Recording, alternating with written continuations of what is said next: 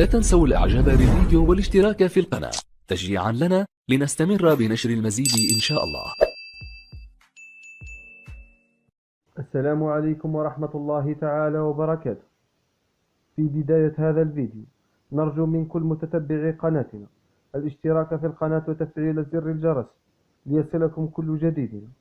والآن مع وصف الفيديو، حيث يقود الرباعي الجزائري ياسين براهيمي وإسحاق بالفضيل ومهدي طهرات وفريد بولاية فريقهم الغراف القطري في مباراة قوية ضد نادي الدحيل الذي ينشط فيه الدولي الجزائري السابق عدلان قديورة، حيث يعول مدرب الفريق على إمكانيات ياسين براهيمي، وهذا ما أكده من خلال ندوته الصحفية، حيث أشار إلى ياسين براهيمي لقيادتهم للفوز ضد نادي الدحيل، حيث سجل إبراهيمي إلى حد الآن 5 أهداف وقدم 3 تمريرات حاسمة مكنته من احتلال المركز الثالث في ترتيب الدوري القطري.